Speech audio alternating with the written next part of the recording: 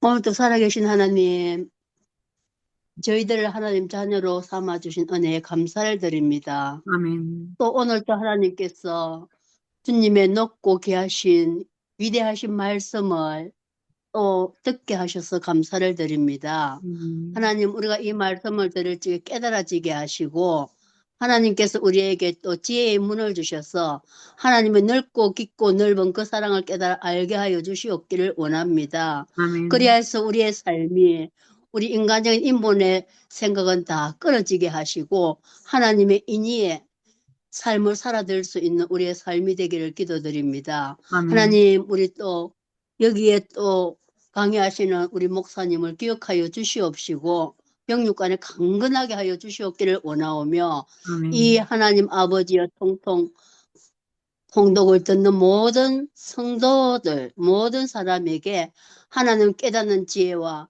하나님을 아는 지식을 더욱더 넓혀 주시옵기를 원합니다.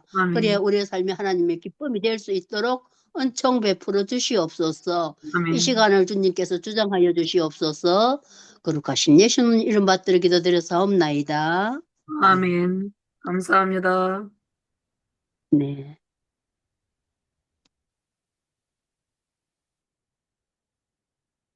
자, 이제 11주차 12강 강의를 진행하도록 하겠습니다. 읽기는 61일째부터 66일차까지 성경 읽기를 합니다. 포로 교환 시대를 계속해서 강의하도록 하겠습니다.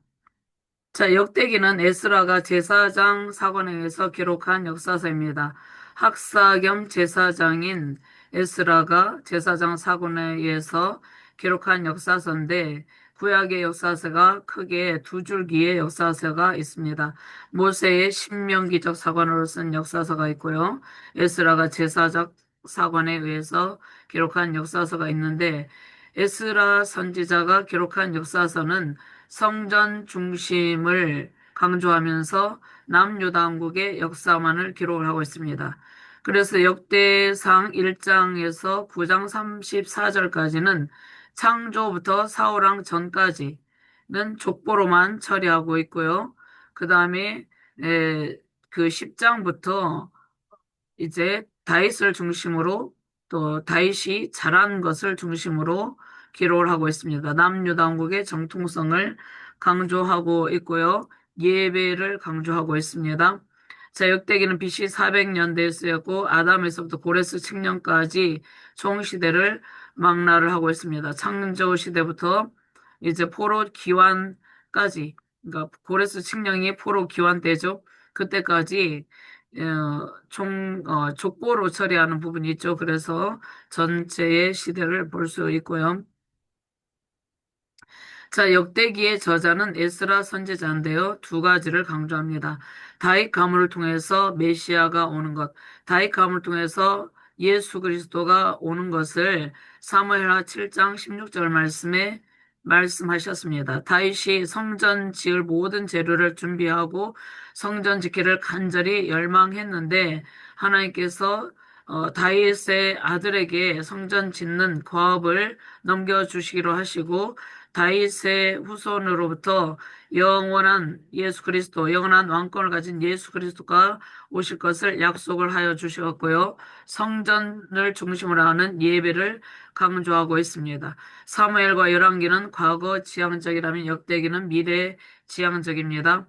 자, 헬라어 70인역의 역대기 명칭은 헬라어로 파랄레이포메나 지향적인 역대기는 미래 지향적인데 역대기의 명칭이 파랄레이 포메나입니다. 즉 남은 것을 보충하다 열왕기 역사를 보충하는 책이라는 뜻으로 해석을 했고 제사장 사관에 의해서 쓴 역사서입니다. 성전을 중심으로 예배를 강조합니다. 예배를 강조합니다. 자, 그러면 성전에는 하나님의 영광스러운 임재가 있는 것이죠. 근데 모세의 신명기적 사관과 에스라의 제사장적 사관, 그러니까 이 두 가지 모세가 신명기적 사관으로 쓴 역사서가 있고 에스라가 제사장적 사관으로 쓴 역사서, 구약의 큰 두 줄기의 역사서가 있다는 것을 기억하시면서 공부를 하도록 하겠습니다. 자, 역대기 족보의 의미는 성경의 역사, 구속의 역사가 현실에 근거하고 있다. 구속의 역사대로 약속하신 이제 다윗의 후손 예수 그리스도를 오시게 하는 족보를 통해서 그러한 과정을 말씀하고 계시죠. 하나님의 역사는 구별되어 선택된 사람들, 남은 자에 의해서 이루어지고 있다. 자, 열왕기에서도 말씀하고 있죠. 바알에게 무릎 꿇지 아니한 7천 명을 약속하고 계시죠. 하나님의 역사는 구별된 삶을 살아가는 끝까지 하나님께 대한 신앙을 지키는 남은 자들에 의해서 계속해서 진행이 된다는 것을 약속하셨습니다. 역사의 주권자는 하나님이시죠. 역대기의 족보는 9장 34절까지 사우랑까지만 역대기 족보를 기록을 하고 있죠. 자, 그러면 역대기는 저자가 에스라고 학사 겸 제사장, 에스라가 제사장적 사관으로 쓴 역사서고요. 기록 목적은 하나님 나라 백성으로서의 정체성을 하기 위해서 자, 하나님 나라 재건, 역대기서를 통해서 이스라엘 백성들이 하나님 나라 재건을 통하여서 하나님 나라 백성이라는 정체성을 회복하기 위해서 역대기를 기록했다는 것입니다. 그들이 바벨론 나라의 포로로 70년 동안 끌려가서 그 땅 가운데 우상 숭배 문화에 물들어 살아가고 있었습니다. 그들이 바벨론에서 에스라 선지자는 스룹바벨이 1차 기환이고 에스라 선지자는 2차 포로 기환, 2차로 포로 기환민들을 데리고 기환하였죠. 고레스 칙령에 의해서 1차는 스룹바벨이 포로민들을 데리고 기환하고 에스라 선지자는 포로 가운데서 기환할 때 2차 포로 가운데서 기환을 했는데 그 백성들이 70년 동안 바벨론의 우상숭배 나라에 살아가고 있으면서 하나님 나라 백성이라는 정체성을 상실한 상태에 있었습니다. 그래서 돌아온 포로민들이 성벽을 재건하고 성전을 재건하고 또 무너진 성읍 가운데 하나님 나라 건설을 해야 되는데 그들이 신앙 공동체로서 하나님 나라의 정체성을 회복해야지 성전 재건할 수 있잖아요.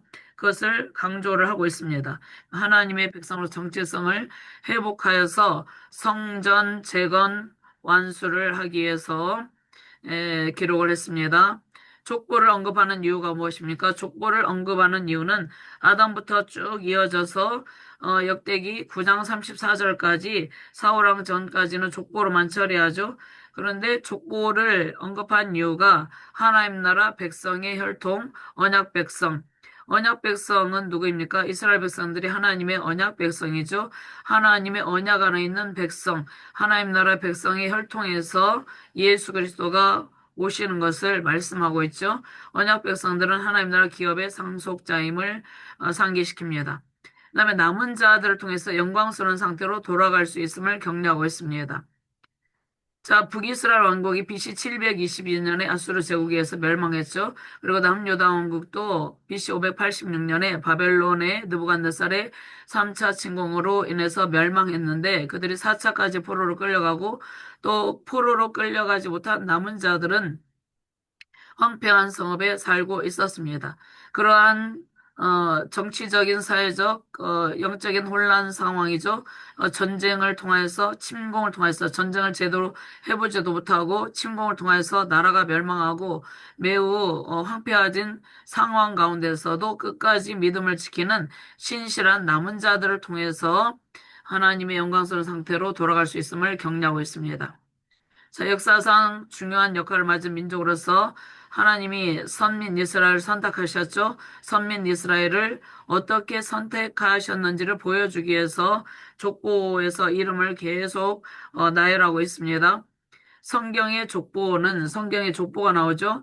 열조들에게 주신 약속들을 세대를 통해서 신실하게 지키시는 하나님의 사역을 알게 해주십니다. 그리고 족보를 통해서 선민 이스라엘 백성들에게 하나님 나라 백성으로서 정체성을 회복하고 자신의 뿌리를 보게 합니다. 감사와 찬양의 이유를 발견하게 하죠. 성경의 족보를 통해서 하나님의 말씀에 불순종했음에도 불구하고 계속해서 인도하시고 하나님께서 은혜를 베푸시고 기적을 베풀어 주시죠. 그 근거를 발견하게 되는 것이죠. 한 조상, 한 하나님을 볼 수 있는 관점을 제공하고 있습니다. 아담으로부터 시작이 되죠. 성경의 족보가 첫사람 아담으로부터 시작이 되는데 첫사람 아담은 하나님의 말씀에 순종하는 순종에 실패했죠. 그래서 둘째 아담이신 예수 그리스도께서 오셔서 하나님의 말씀을 언약의 말씀을 성취하시죠. 그 한 조상 한 하나님으로부터 그러니까 원래 그 이유는 아담의 그 이유는 하나님이죠. 하나님으로부터 하나님께로부터 나온 백성임을 알게 해주신 것이죠. 과거를 관찰함을 통해서 믿음을 얻고 그 믿음으로 앞을 내다보게 해줍니다. 하나님의 신실하심을 현재 미래에도 여전히 기대하게 해주는 것이죠. 그래서 이스라엘 백성들은 영광스러운 그러한 과거가 있었는데 하나님께서 이스라엘 백성들의 패역함에도 불구하고 계속해서 용서하시고 또 책망하시고 권면하시고 하셨죠. 그럼에도 불구하고 계속해서 불순종함으로 하나님께서 징계하셨는데 징계하시고 난 뒤에 반드시 그들을 회복시켜 주신다는 약속의 말씀을 주신 것입니다. 징계 목적은 회복의 목적이죠. 그래서 이스라엘 백성들이 완전히 없어지는 것이 아니라 그 뿌리 다윗의 후손 예수 그리스도가 오셔서 하나님 나라를 회복해 가십니다. 조지 버나드 쇼가 이런 말을 했는데 이대한 사람처럼 참으로 귀한 것은 없다. 그런데 그들의 이대함의 90%의 가능성을 당신도 가지고 있다. 역대상 1장에서 9장 34절까지 족보가 읽었죠. 수많은 사람들, 그들이 역사의 뒤안길로 사라졌지만 그 이름은 성경에 기록이 되어 있죠. 하나님 나라 구속사의 역사사에게 쓰임받음의 역할을 했던 사람들이 족보에 계속해서 기록이 되고 있죠. 성경에 하나님의 세 권의 책이 나옵니다. 우리가 지금 성경책을 가지고 있죠. 우리도 때로는 일기장도 쓰기도 하고 여러 중요한 것은 메모도 하고 기록을 하죠. 근데 하나님의 성경에 나오는 세 권의 책이 생명책이 있습니다. 우리의 생명책에 우리의 이름이 생명책에 기록이 되어 있죠.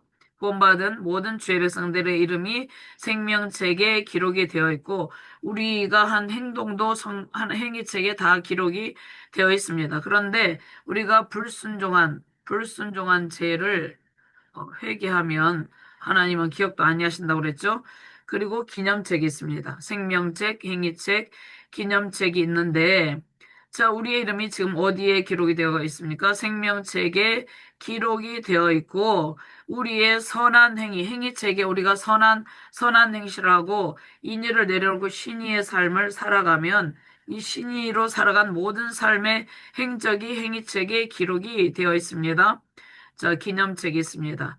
자, 그러면 이 99% 가능성을 발휘를 위해서 자기 중심성을 내려놓는 순종하는 자의 삶을 하나님께서 생명책에 기록하시고 또 행위책에 우리의 순종하는 삶을 살아간 그러한 삶의 행적을 기록하고 기념책에 기록해 두신다는 것이죠.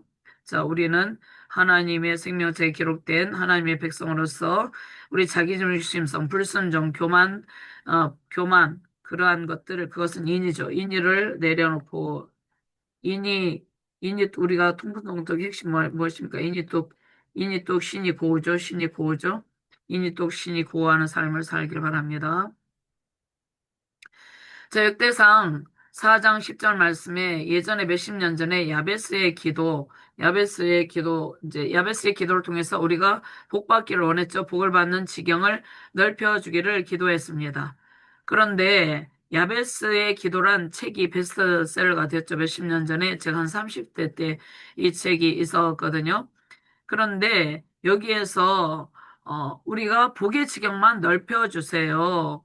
이 기도만 하면 하나님은 복을만 주시는 복주머니로 삼아버리는 꼴이 됩니다. 그러니까 내게 복을 주시려거든 내 지경을 넓혀주시고 나의 지경을 복의 지경이 아니라 먼저 순종의 지경이 넓혀지도록 기도할 때 그러니까 순종의 지경이 넓혀지도록 기도할 때 복의 지경이 넓혀지게 순종하는 모든 영역이 순종하는 모든 영역이 복이 넘치는 복의 지경이 된다는 것입니다. 그러니까 먼저 우리의 순종의 지경이 넓혀지도록 기도하는 것이 마땅하다는 것이죠.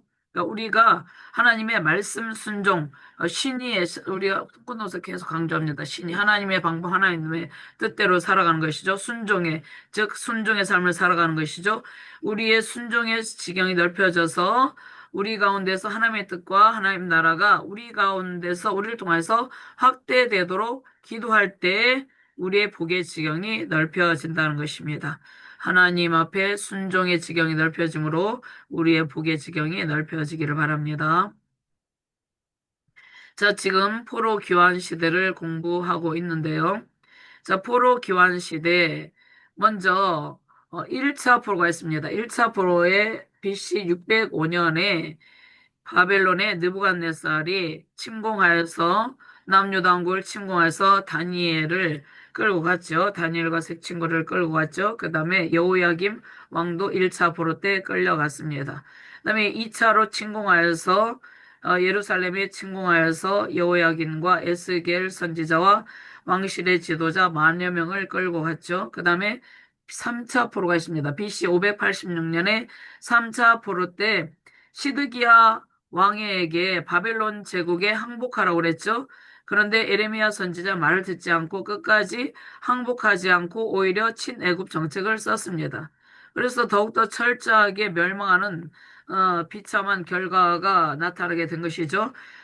남유당국의 마지막 왕 시드기야가 두 눈이 뽑혀가지고 BC 586년에 3차 침공 때 예루살렘이 멸망합니다. 성읍이 불타고 성전이 무너지고 또 많은 사람들이 죽임을 당하고 포로로 끌려가고 이렇게 되는 것이죠. 시드기 왕 때 끌려가고 그 다음에 5년 뒤에 남은 백성들마저 끌고 갑니다. 그러니까 4차 포로가 있습니다. 4차로 포로로 끌고 가고 또 예루살렘에 포로로도 끌려가지 못한 그 황폐한 땅에 전쟁으로 패어간 때 된 땅에 남아있는 사람들도 그 소수가 있었겠죠. 그리고 그들이 끌려가서 느부갓네살 왕 때 이제 나라가 멸망했는데 왕이 바뀌죠. 벨사살 왕. 벨사살 왕 때 이제 메데 바사 제국에 의해서 벨사살이 고레스에게 이제 죽임을 당하고 어, 멸망을 하게 됩니다. 바벨론 제국이 멸망을 하게 됩니다. 메데 바사 제국은 페르시아죠. 멸망을 하게 되는 것이죠. 이때 하나님께서 예레미야 선지자를 통해서 예언했습니다. 예레미야 선지자를 통해서 70년 만에 다시 기환시켜 주실 것을 약속하셨죠.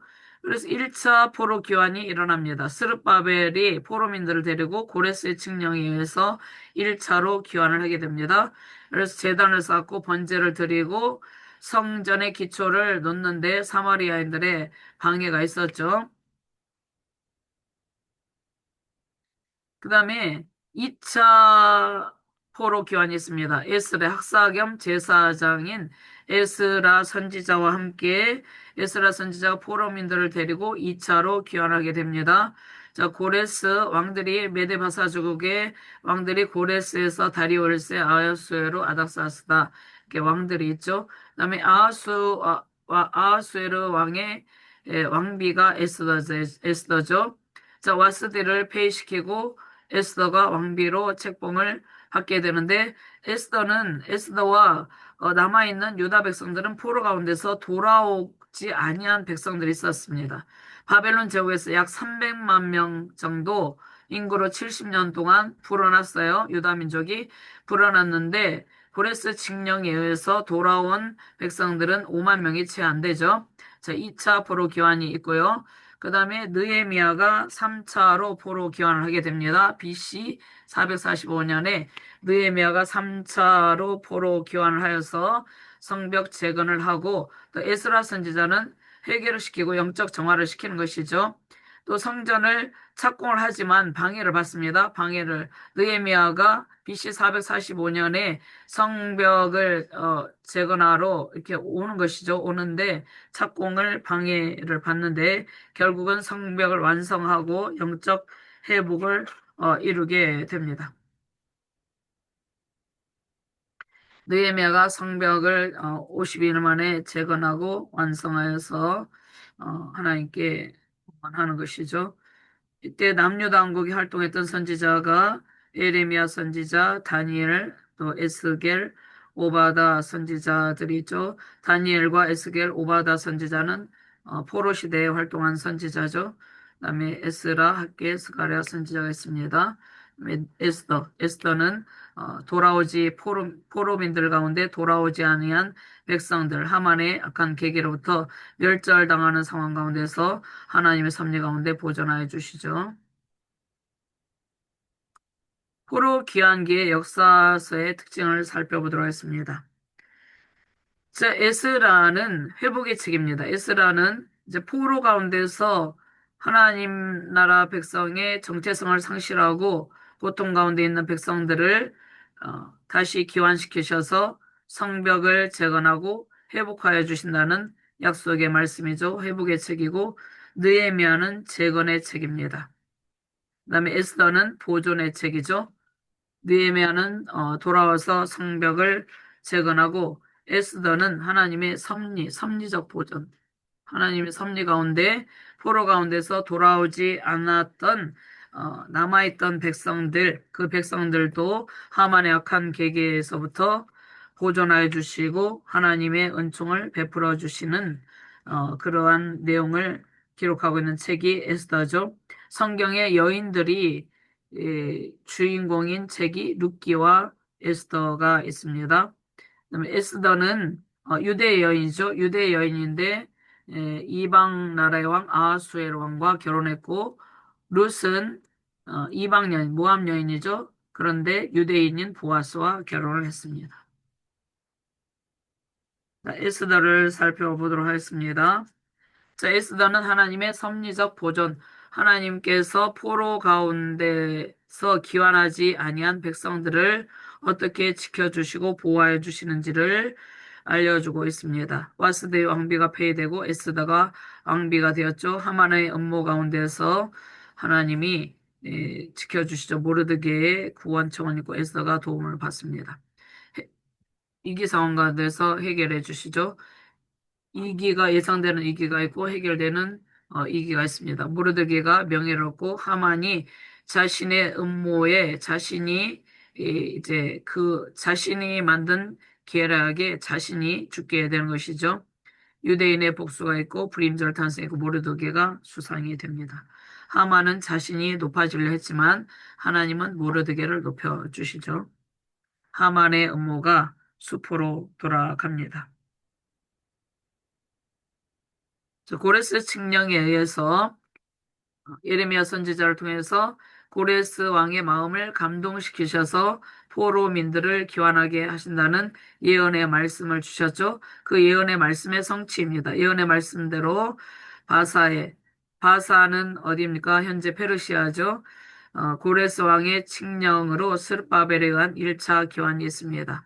바사 왕 아하수에로의 왕후 와스디가 폐위되고 새 왕으로 에스더가 강택이 되죠. 그 다음에 한만의 음모와 죽음이 있고 불임절의 기원과 존귀한 자리에 오른 모르드게가 있습니다. 에스라에 의한 2차 포로 교환이 있습니다.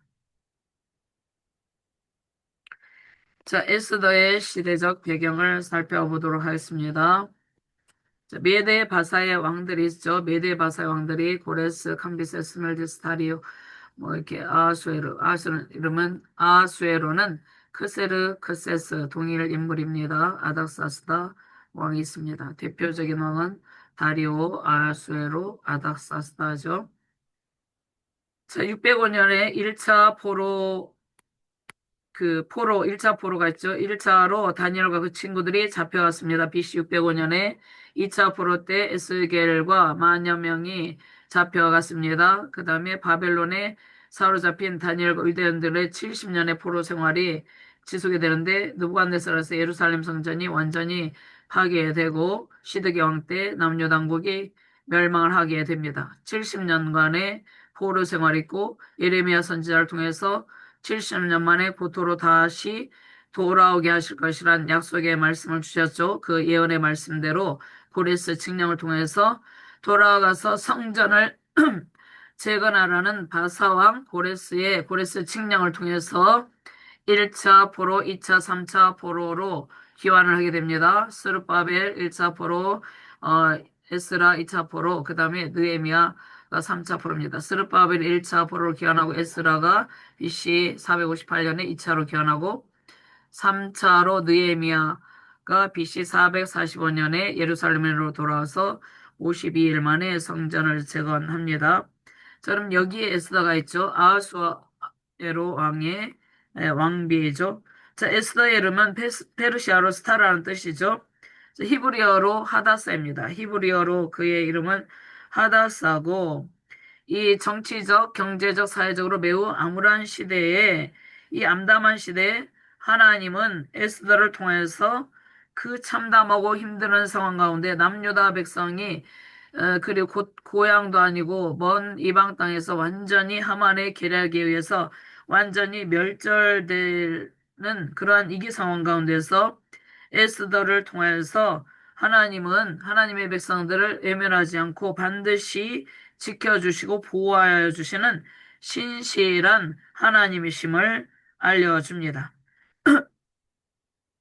그 다음에 이 두 여인의 룻기가 있다고 그랬죠. 룻은 보아스와 결혼했죠. 룻은 이방년이었지만 하나님을 선택함으로 보아스와 결혼하여서 예수님의 족보에 오르는 영광을 차지하게 되는 것입니다.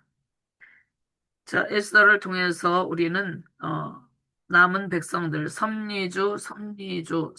남은 백성들, 섭리주 하나님의 모습을 발견할 수 있습니다. 남아있는 백성들, 그러니까 디아스포라 유대인들, 먼 이방 땅에서 고토로 돌아오지 아니하고 있는 이 백성들도 하나님의 언약 백성이고 여전히 하나님은 그들을 보호해 주신다는 약속의 말씀을 주십니다. 자, 에스더의 사촌, 그 다음에 모르드게죠. 양녀로 키운 모르드게가 이제 그 음모를 에스더에게 알려주는 것이죠.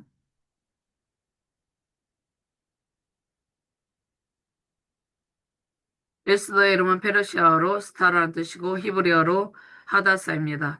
여인이 주인공인 두 권의 책이 있죠. 룻기와 에스더가 있습니다. 이방 여인이 유대인과 결혼했습니다. 룻기, 그 다음에 유대 여인이 이방 남자와 결혼했는데 에스더, 아하수에로 왕과 결혼했죠. 그 다음에 어, 룻은 모함 여인이었는데 유대인 보아스와 결혼을 했습니다. 바사왕 아하수에로는 크세르크세스인데 페르시아입니다. 바사는 페르시아 현재 아하수에로 왕 시절에 아직 포로 가운데서 돌아오지 아니한 그러니까 바벨론에 끌려가서 이제 제국이 바뀐 상태에서 70년 동안 그들이 바벨론에 있으면서 어느 정도 안정을 이루고 생활의 안정을 이루었죠. 그래서 황폐화된 예루살렘에 돌아오지 않고 있었던 그 백성들이 있었습니다. 그 백성들에게도 하나님의 은총을 보여주시는 것이죠. 하나님의 섭리를 보여주는 책입니다. 에스더에는 하나님이라는 단어가 한마디도 나오지 않지만 하나님의 섭리적 주관하심을 온전히 보여주고 있습니다. 불임절의 기원을 보여주고 1장에 왕비 와스더가 폐위당하죠. 에스더가 왕비로 간택이 되고 내시가 왕을 암살하려는 음모를 모르드게가 밝힙니다. 그런데 이것은 우연이 아니라 하나님의 섭리 가운데 우리가 신앙의 길, 인생의 길에서 일어나고 있는 모든 일들은 우연이 아니라 하나님의 구원 계획과 하나님의 섭리 가운데 하나님의 허락하에 일어나고 있는 일들입니다. 자, 에스더의 사촌이며 에스더를 양녀로 키운 모르드게가 하만의 음모를 알아내고 어, 이제 에스더에게 알려주는 것이죠. 그런데 내시가 왕을 암살하는 음모를 모르드게가 밝히죠. 이것을 알게 하신 분도 하나님이시죠. 자, 61일차를 요약을 보도록 하겠습니다. 에스라가 포로로 끌려갔던 유다 백성들의 후손으로 예루살렘 1차로 귀하는 백성들이 이제 그들이 성전을 완공하고 나서 60년 후에 2차로 유다 백성들과 함께 예루살렘으로 돌아오는데 자, 잊혀진 자신의 민족 정체성의 뿌리를 다시 찾기 위해서 열왕기사 다른 역사서를 기록하는데 그것이 역대상 하입니다. 에스라는 자신의 민족의 길고 긴 역사를 짧게 요약하고 포로 시대의 역사서인 이제 에스라서와 느헤미야, 포로 시대의 역사서가 에스라서와 느헤미야가 연결하기 위해서 아담으로부터 시작되는 창조 시대부터 포로 귀환 시대까지 1장부터 9장 34절까지 이어지는 족보를 통해서 정리하고, 그다음에 사울까지는, 그러니까 북이스라엘은 별로 중요시 여기지 않습니다. 남유다 왕국의 정통성, 성전 예배를 중심하고 남유다 왕국의 정통성을 강조하면서 어, 사울왕 여기까지는 족보로 처리하고 나머지부터는 남유다 왕국의 정통성을 강조하고 있습니다. 자, 역대상의 족보를 통한 역사 기록은 에스라, 느헤미야 역사로 연결이 되고, 자, 역대상의 족보가 아담, 셋, 노아, 셈, 아브라함, 이삭, 야곱, 유다를 거쳐 다윗에게 이르는데, 아담이 있고 가인에 의해서 아벨이 죽임을 당하게 되죠. 아벨 대신 셋을 주시죠. 하나님이 셋을 주시고 노아를 방주 가운데서 구원해내시고, 노아의 아들 셈함 야벳이 있습니다. 노아의 세 아들 셈함 야벳이 있는데 셈의 계열에서 아브라함이 나옵니다. 그러니까 성경에 중요한 인물이 아브라함입니다. 아브라함이 중요하다는 것은 창세기 12장과 창세기 또 15장에서는, 창세기 15장 말씀에 하나님께서 아브라함에게 너의 자손을 하늘의 별같이 바다의 모래같이 많게 하리라는 약속의 말씀을 주시죠. 그러니까 경건한 계열을 통해서 하나님 나라가 계속해서 이어져 갑니다. 아브라함에게 또 이삭이 있는데, 하나님이 이삭을 통해서 아브라함의 아들 이스마엘과 이삭이 있었죠. 근데 아브라함이 인위를 선택함으로 이스마엘이 태어났죠. 지금도 중동 전쟁의 불씨가 됩니다. 중동 전쟁의 불씨가 아브라함의 아들 이삭과 이스마엘의 그 후예들이 지금 현재 중동 전쟁의 불씨가 되고 있는데, 아브라함의 아들 이삭을 통해서, 그러니까 이 씨, 제라, 히브리어로 제라인데, 이삭을 통해서, 그러니까 약속의 씨, 이삭을 통해서 계속 하나님 나라가 이어져 가는 모습을 볼 수 있습니다. 그다음에 노아의 아들 셈, 함, 야벳이 있었는데, 셈의 경건한 계열에서 하나님이, 셈은 영적 복을 받았죠. 그다음에 야벳은 물질적인 복을 받고, 그런데 이삭, 그다음에 야곱이 있습니다. 야곱. 그 야곱이 있는데 에서가 있습니다. 야곱의 또 형 에서가 있는데, 하나님은 야곱을 통해서, 야곱의 12지파를 통해서, 그 중에서도 12아들이 있는데 유다 지파를 통해서, 유다 지파에서 다윗이 나오고, 다윗의 계보에서 예수님이 오신다는 것입니다.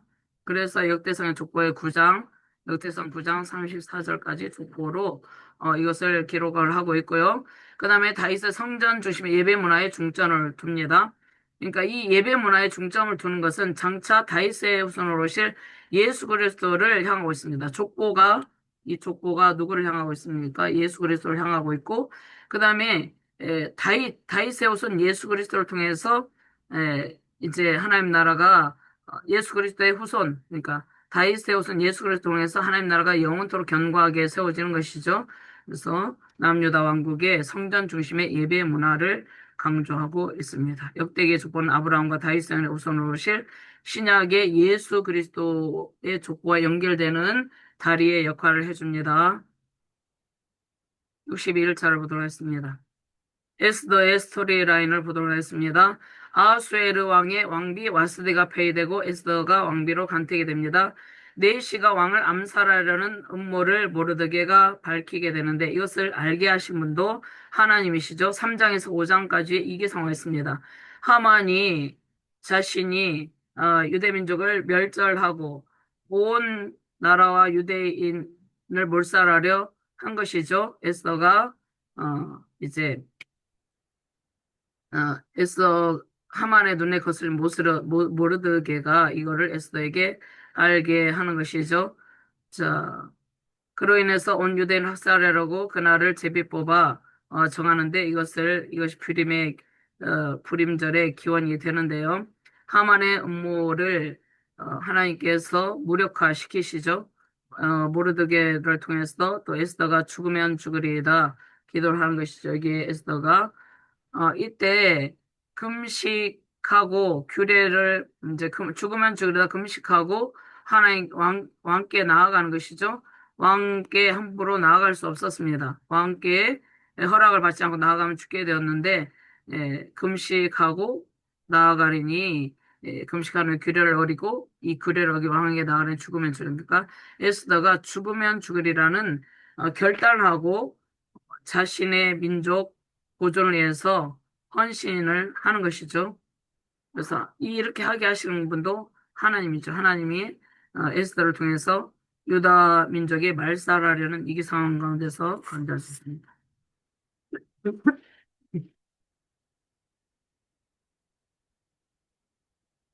반전의 역사가 나타납니다. 모르드게가 영화로 되고 하만은 자신이 높아지려고 하고 모르드게를 죽이고 모르드게와 또 유대인 모두를 학살하려고 음모를 꾸몄지만 그것이 뒤집혀져서 오히려 하만 자신이 꾸민 계략에 자신이 죽게 되는 것이죠. 반전이 일어나게 됩니다.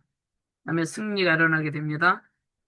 유대인들이 대적들을 진멸할 승리를 얻고 모르드게는 권세를 얻어서 유대인을 보호하게 됩니다. 이 모든 일들을 진행하신 분이 하나님이신 것이죠. 하나님의 섭리 가운데 에스더와 모르드게와 유대 민족을 보존하시고 지켜주셨습니다. 에스더서의 하만의 흉계에서 보는 구속사적인 의미가 있습니다. 창세기 3장 15절 말씀에 사단이 아담과 하와를 유혹해서 하나님과의 관계가 끊어지게 했죠.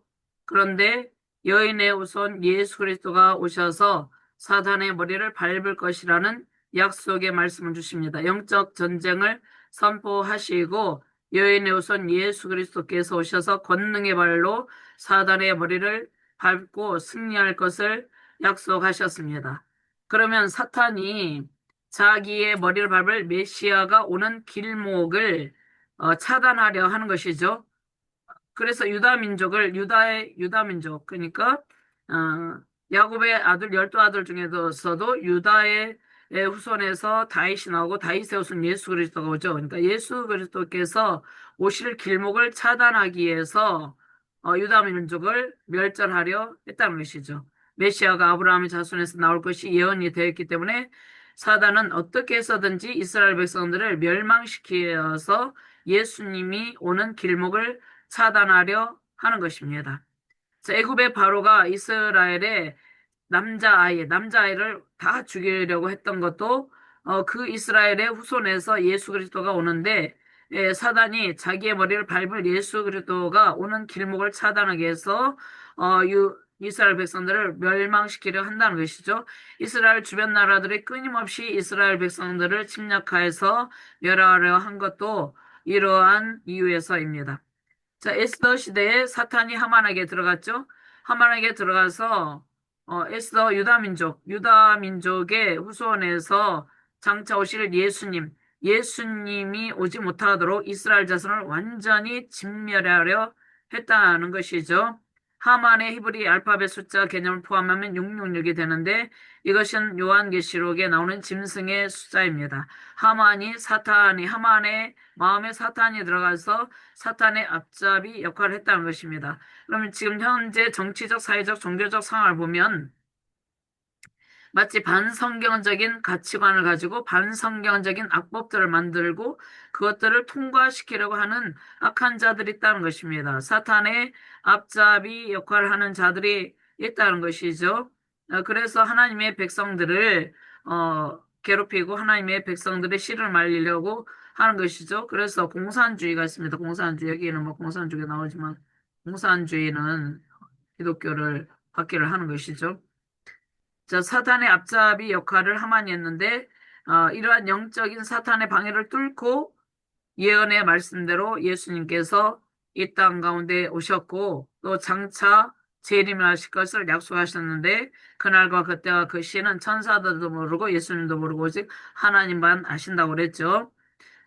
영적인 이러한 사탄의 극심한 방해를 뚫고 예수님께서 구약에 예언하신 예언의 말씀대로 오셔서 십자가 구속사를 완성하시고 우리를 3일 만에 부활하시고 승천하시고 하나님 보좌 우편에 앉아가서 또 성령님 보내시고 우리를 구원하셨죠. 바사의 수상궁을 배경으로 하는 에스더라는 한 유대 소녀가 어떻게 바사의 왕후가 되었는지, 어떻게 바사의 왕후가 되었겠어요? 하나님의 섭리적 보존, 하나님의 섭리 가운데 이 그 바사 제국은 강대국이죠. 바벨론 제국을 멸하고 그다음에 바사 제국이 페르시아로서 당시의 강대국이었습니다.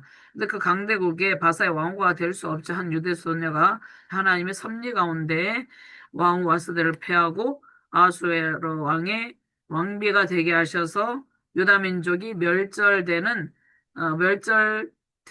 그러한 위기 상황 가운데서 하나님께서 유다 민족을 구원하여 주시는 놀라운 하나님의 구속사의 역사의 이야기입니다. 에스더서에 보는 하나님의 섭리가 있습니다. 포로맨에 불과한 유대인 소녀 에스더가 바사 제국의 왕후가 된 일이 하나님의 섭리죠. 대궐문에 앉았던 모르드게가 때마침 왕의 살해 음모를 엿듣게 되었죠. 이것도 하나님께서 엿듣게 하신 것이죠. 한 달 동안 에스더를 찾지 않던 왕이 에스더가 죽으면 죽으리다 각오하고 금식하고 나타났는지 기꺼이 규례를 어기고 나타났음에도 불구하고 기꺼이 반겼습니다. 아하수르 왕에게 궁중신하가 때마침 읽어준 궁중일기 부분이 모르드게가 왕을 위해 궁을 세운 부분과 관련된 일을 읽게 되었습니다. 우연이 아니라 하나님의 섭리. 우리가 뭘 우연이라서 그러는데 하나님의 섭리 가운데 이러한 일들이 진행이 되었습니다.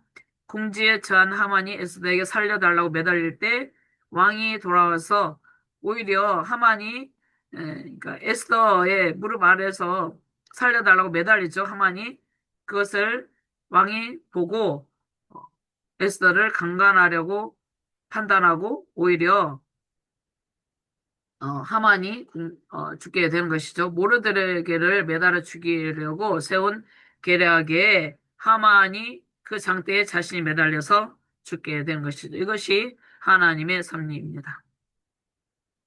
에스더에서 섭리주 하나님을 만났습니까? 우리는 항상 우리 일상생활 가운데 우리의 인생의 길, 신앙의 길에서 일어나고 있는 모든 일들 가운데 하나님의 섭리가 있다는 것을 깨닫고 섭리적 보존의 하나님, 그 하나님을 만나고 하나님이 유다 민족이 어떻게 되었어요? 모르드게도 어떻게 됐어요? 에스더도 어떻게 되었어요? 멸절당할 위기 상황 가운데 위기를 만났어요. 위기를 만났는데 이 위기를 반전시켜서서 하나님이 그다음에 승리로 이끈다는 것입니다. 우리가 인생의 길, 신앙의 길에서 이 기상을 만났을 때 반드시 하나님의 섭리가 있다는 것을 깨닫고 하나님의 섭리주 하나님, 섭리적 보존의 하나님이시라는 것을 믿고 신실하신 하나님만을 바라보고 나아갈 때 이기가 반전이 되고 반전이 승리가 된다는 것이죠. 하나님은 약속의 땅을 떠나 사는 이름 없는 유다 민족에게 아직도 관심이 있는가? 약속의 땅, 남유다 왕국이 바벨론의 3차 침공 때 멸망했죠. 그리고 바벨론 제국의 포로로 끌려갔습니다. 그리고 제국이 바뀌어서 바사 제국에 남아 있었죠. 남아 있는 유다 민족, 그러니까 흩어진 이스라엘 백성들, 디아스포라 유대 백성들에게 아직도 관심이 있는가? 그들을 잊어버리지는 않았나? 그들이 포로 가운데서 돌아오지도 않고 먼 이방 땅에 있을 때 그들에게 아직도 관심이 있는가? 관심이 있었죠. 하나님은 디아스포라에게도 먼 옛날 하신 언약을 반드시 지켜주신다는 것입니다. 디아스포라 유대인들은 위기 상황 속에서 무엇을 할 수 있었습니까? 그러니까 언약 하나, 이스라엘 백성들은 언약 백성이죠. 언약은 무엇입니까? 대표적인 언약이 아브라함 언약, 그 다음에 시내산 언약, 출애굽기에 창세기 아브라함 언약, 출애굽기 시내산 언약이 있죠. 시내산 언약이 사무엘하 7장 16절 말씀에 다윗 언약으로 이어지죠. 다윗 언약이 또 예레미야, 또 에스겔을 보면 새 언약이 있습니다. 새 언약으로 이어지고 새 언약은 지금 현재 신약 시대에 새 언약의 중보자르신 예수님께서 성취하셨습니다. 성취. 그러면 디아스포라 유대인들에도 언약 백성임이 적용이 된다는 것입니다. 그들이 포로 가운데 기환하지 않았고 나라가 멸망해서 먼 타국 땅에 흩어져 있을지라도 그들은 여전히 하나님의 언약 백성이라는 것입니다. 언약 백성은 하나님께서 반드시 보존하시고 지켜주시고 그들에게 승리를 안겨주신다는 것이죠. 자, 우리가 이 선민 이스라엘 백성이 아니라 우리는 이방인이었지만 이제 이방인의 사도 바울도 세우시고 하나님의 섭리 가운데 우리가 구원받은 백성이 되었죠. 디아스포라 유대인들, 전 세계에 흩어져 있는 디아스포라 믿음의 성도들이 있습니다. 그들도 하나님께서 항상 도와주시고 인도하여 주신다는 것입니다. 어, 유대인들이 나라를 잃고 2000년 동안 있다가 나라를 세우게 수립하게 된 것도 하나님의 은총 가운데 나라를 세우게 하신 것이죠. 이스라엘 민족에게. 자, 이스라엘 하나님이 여전히 하나님의 백성을 기억하고 계신다는 것입니다. 에스더에 보면 하나님께서 하만의 악한 계략을 수포로 돌아가게 하시고 모르드게를 세우시고 에스더도 지켜주시고 유다 민족을 지켜주시고 그들의 슬픔의 날이 기쁨의 날이 되게 하신다는 것이죠. 그것을 에스더서에서 우리는 발견할 수 있습니다. 세 부류의 사람이 있습니다. 육에 속한 사람이 있습니다. 이것은 육에 속한 사람. 이건 사형리에 보면 우리가 전도 직자 사형리에 보면 이 내용이 있는데요. 이것은 예수 그리스도가 밖에 자신의 마음의 왕자 밖에 있습니다. 자신의 마음의 왕자에 자신이 주인이 돼가지고 앉아 있는 것입니다. 자기 자신 주인 것이죠. 이것은 완전한 인의의 모습입니다. 인의의 모습, 자기가 주인이고 자신의 방법, 자신의 뜻대로 살아가는 것이죠. 자, 이 육에 속한 사람은 아직 하나님의 성령을 받지 않았어요. 그래서 영적인 일을 깨닫지 못합니다. 이 육에 속한 사람, 불신자의 상태인 것이죠. 불신자의 상태. 그다음에 이 부류는 이제 불신자의 상태가 아니라 육신에 속한 자, 육에 속한 사람이 있는데 예수님을 영접했어요. 예수님을 영접해서 마음 안에 들어왔는데 아직도 자기 자신이 주인 노릇을 하고 있다는 것입니다. 예수님이 들어왔으면 자신의 마음의 왕자를 내려놓고 자신이 내려놓고 그러니까 주님이라는 것은 주님이 나의 주님이 나는 주의 종이라는 뜻이죠. 주님이 주인이 되어야 되는데 자신이 주인이 되어서 앉아 있습니다. 예수님 영접했지만 여전히 육신에 속한 삶을 살아가는 자, 두 번째, 그다음에 세 번째는 이제 신령한 자들입니다. 신령한 자. 이 신령한 자, 예수님을 영접하고 예수님을 내 마음의 왕자에 앉게 하셔서 성령의 온전한 인도 가운데, 성령의 온전한 지배 가운데 살아가는 자세. 그러니까 즉, 이 자세는 신이 하나님이 나의 삶을 주도적으로 인도하는 단계, 하나님의 방법, 하나님의 뜻대로 우리의 모든 삶이 인도되는 상황. 그러니까 이 상태가 돼야 된다는 것이죠. 이러한 세 부류의 사람들이 있다는 것이죠. 그러니까 우리는 이러한 신령한 상태, 정말로 하나님이 우리의 주인, 신의에 복종하는 상태, 이 상태가 돼야 된다고 말씀하고 있습니다. 그래서 너희는 너희가 하나님의 성전인 것과 하나님의 성령이 너희 안에 계시는 것을 알지 못하느냐. 우리가 예수님을 믿으면 성령 하나님이 우리 마음속에 들어오게 되시죠. 내주하시는 성령 하나님이 우리 마음의 주인이 돼서 우리를 인도하여 주신다는 것입니다. 예수님께서 부활 승천하시고 하나님의 권능의 보좌 우편에 앉아 계셔서 약속하신 보혜사 성령님을 보내주셨죠. 그래서 우리는 예수님을 믿으면 성령이 우리 안에 내주하고 계십니다. 성령이 너희 안에 계시는 것을, 그러니까 너희가 하나님의 성전이라는 것은 우리가 주인이 아니라는 것입니다. 성령이 우리 안에 계셔서 성령의 주도적인 인도 아래 살아가는 것이죠. 페르시아에 사는 유대인들은 세상 속에 있는 하나님의 세속적 백성, 육신적 그리스도인의 모형이라고 볼 수 있습니다. 그들은 페르시아의 제국이 바뀌어서 이제 고레스 칙령을 통해서 바벨론의 70년의 포로 기간이 또 계속해서 연장이 되는 것이죠. 제국이 바뀌어서 이방 나라에서 고레스 칙령을 통해서 고향으로 돌아가라고 했는데 돌아가지 않고 남아 있었어요. 그들은 하나님의 세속적 백성, 육신적 그리스도인의 모형이라고 볼 수 있습니다. 모두 고향으로 돌아가도록 하나님께서 고레스 왕의 마음을 감동시키셔서 고레스 칙령을 통해서 돌아갈 수 있도록 하셨는데 여전히 돌아가지 않고 남아 있었습니다. 황폐한 예루살렘에 돌아가는 길도 힘들고 어렵고 또 황폐화된 성읍에 70년 동안 황무한 성읍에 돌아가서 고생하고 싶지 않은 것이죠. 바사에서 그동안 70년 동안 살면서 닦아놓은 기반을 즐기면서 안주하고 싶었습니다. 자, 이들이 마치 롯과 같은 자들이죠. 롯은 가시적인 상황에 만족하였습니다. 그런데 가시적인 상황을 선택했죠. 소돔과 고모라를 선택했는데 결국 소돔과 고모라는 멸망하게 되었죠. 그러니까 이들은 눈에 보이는 현재의 삶이 좋아서 황폐화된 예루살렘 성전을 재건하고 거기서 하나님과 관계를 이루고 성전 예배를 드려야 되는데 그냥 남아 있었습니다. 보이는 것을 판단하고 만족하는 육신적인 그리스도인의 모형이 페르시아에 남아있던 유대인들입니다. 그럼에도 불구하고 하나님의 섭리 가운데 그들을 보호하시고 인도하여 주십니다. 그런데 그들과 깊이 하나님이 관련되기를 원치 않았다는 것입니다. 이 말씀은 무슨 말씀입니까?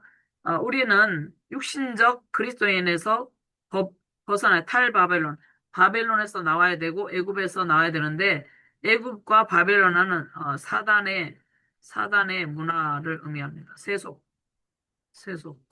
우리가 예수 그리스도를 믿으면 이런 세속적인 상황에서 나와서 정말로 신령한 그리스도인이 되어야 된다는 것이죠. 바벨론과 애굽은 사단의 세력을 상징합니다. 그러니까 이 세상의 문화에 물들어서 적당히 타협하면서 세상의 쾌락을 즐기면서 교회도 가고 이렇게 하면 안 된다는 것입니다. 바벨론에서 나와서 애굽에서 나와서 진정한 그리스도인의 삶을 살아가야 되는 것이죠. 에스라 성전 재건에 반대에 부딪힙니다. 에스라가 2차 포로 귀환민들을 데리고 2차로 포로 귀환해서 영적 부흥을 시도하는데 성전 재건에 반대에 부딪히게 되죠. 성전 재건 완성과 에스라 귀환 사이 50년의 시간이 흐르고 에스라의 주요 임무는 성전 재건 완성과 여호와의 신앙의 회복, 하나님 나라를 재건하는 것이죠. 이것이 에스라 선지자의 주요 임무였습니다. 그러면 7절에서 7장 10절 말씀이 있습니다. 에스라의 7장 10절 말씀은 에스라가 학사 겸 제사장이죠. 지금 현재로 말하면 목회 지도자들입니다. 목회 지도자들, 종교 지도자들, 신학자들이라고 볼 수 있죠. 에스라가 여호와 율법을 연구하여 준행하며 율례와 규례를 가르치기로 결심하였더라 이 말씀이 있죠. 그런데 이 말씀은 에스라 자신이 먼저 연구하는 단계에서 끝나는 것이 아니라 준행.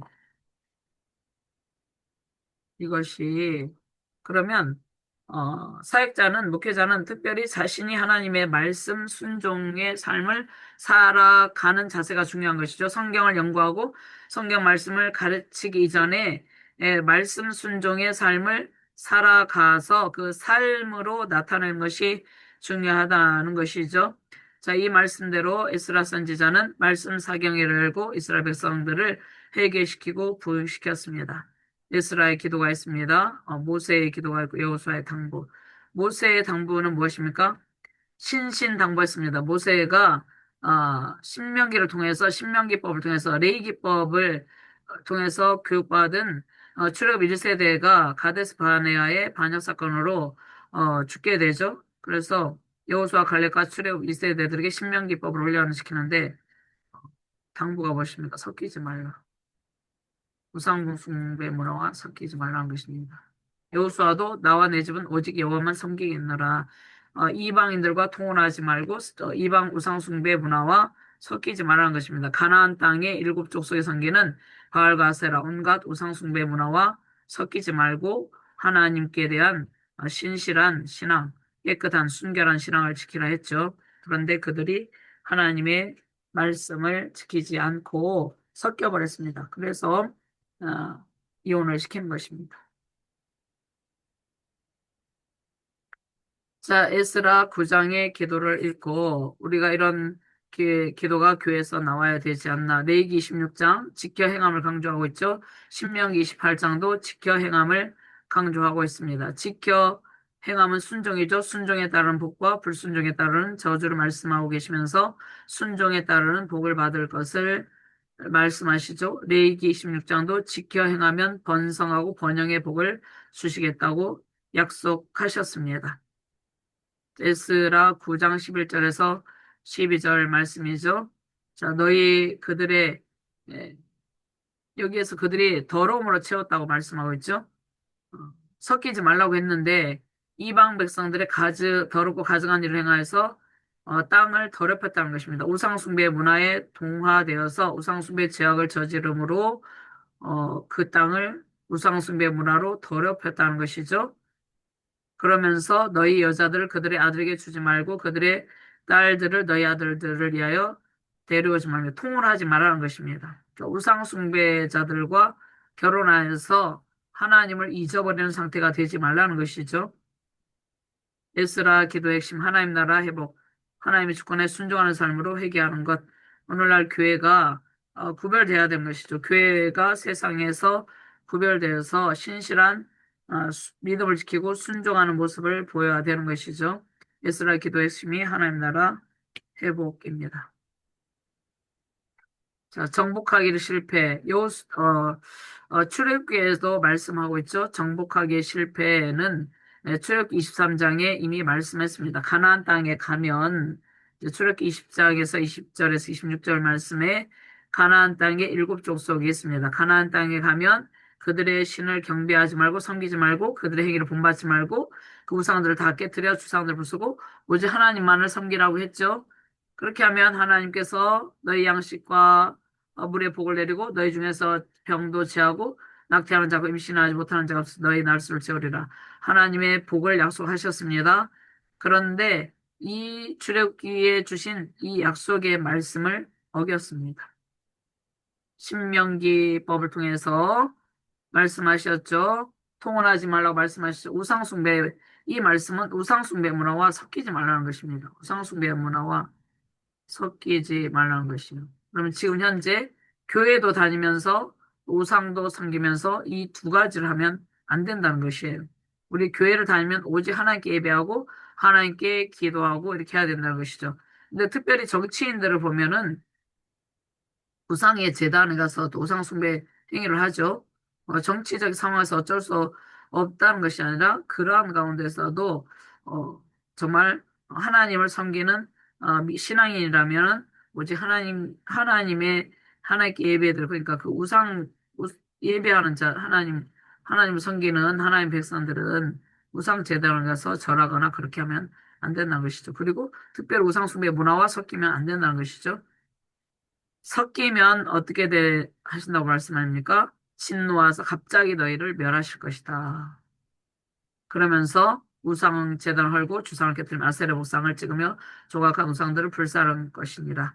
우상 숭배 문화를 진멸하라 했습니다. 진멸. 이 진멸 명령에 실패합니다. 진멸 명령은 여호수아에 있죠. 이 진멸 명령에 실패하게 됩니다. 정복하기를 실패합니다. 이 진멸 명령에 순종하지 않습니다. 그래서 서로 통혼하게 되면 이 민족들을 너희 목전에서 다시는 쫓아내지 아니하리니 그들이 너희에게 올무가 되고 덫이 되며 너희 옆구리에 채찍이 되며 너희 눈에 가시가 되 마침내 너희 하나님이 여기 주신 이 아름다운 땅에서 멸하리라. 이 진멸 명령에 실패함으로 그다음에 사사시대의 고통의 원인이 되고 그 뒤에 계속해서 우상숭배 제약을 저지르다가 나라가 분열되고 북이스라엘 왕국도 아수르 제국에서 멸망하고 남유다 왕국도 바벨론 제국에서 멸망합니다. 그러니까 흩어버리셨다는 것입니다. 하나님께서 우상숭배 문화에 물들고 우상숭배 문화를 진멸하기를 실패함으로 그 고통을 겪게 되었습니다. 에스라서를 통해서 보는 영적 회복 6단계가 있습니다. 고향의 땅, 약속의 땅, 언약의 땅으로 돌아가라고 말씀하신 대로 돌아가죠. 그 다음에 재단의 재건축, 하나님의 것을 고백하고 새 성전의 시작이었습니다. 예배 회복이 이루어지는 것이죠. 예배 회복이 이루어지고 그 다음에 역경을 만나는데 구별되는 삶, 영적 전쟁인 어, 지속이 됩니다. 역경을 만납니다. 예배 회복을 이루고 그들이 에스라 선지자를 통해서 2차 포로로 포로 가운데서 기환했죠. 언약의 땅, 약속의 땅으로 돌아왔는데 황폐한 예루살렘 성전의 성읍에 돌아와서 제단을 쌓고 성전을 재건축했습니다. 그래서 예배 회복을 의미합니다. 하나님의 것을 구별하여서 예배 회복이 이루어졌어요. 그런데 예배 회복이 이루어졌는데 역경을 만나게 됩니다. 우리가 예수님을 믿으면 처음에 승승장구하는 것이 아니라 여러 가지 영적 전쟁이 일어나고 힘든 일들도 겪게 됩니다. 그러한 가운데서도 구별되는 삶을 살고 영적 전쟁을 우리는 이 영적 전쟁이 천국에 갈 때까지 계속해서 치르게 되는 것이죠. 그러면서 영적 전쟁이 계속될 때 우리는 이 땅 가운데서 신앙의 길을 걸어갈 때 치열한 영적 전쟁 가운데 있습니다. 보이지 않는 영적 전쟁 가운데 있는데 우리 힘으로 이 영적 전쟁을 이길 수 없어요. 그래서 에베소서 6장에 보면 하나님의 전신갑주를 입으라고 말씀하고 있죠. 예언의 소리, 하나님의 말씀에 의지하지 영적 전쟁에서 승리할 수 있다는 것입니다. 영적 회복이 구별되는 삶을 살고 영적 전쟁이 지속이 될 때 이제 우리 힘으로 영적 전쟁에서 승리할 수 없기 때문에 말씀을 의지합니다. 그러니까 말씀에 의지하여 내가 그물을 내리리이다. 말씀에 의지하는 삶을 살게 됩니다. 말씀에 의지하는 삶을 살게 될 때 하나님께서 우리 각자에게 주신 사명이 있습니다. 사명을 완성하고 하나님의 승리가 우리의 삶 가운데 이루어지게 됩니다.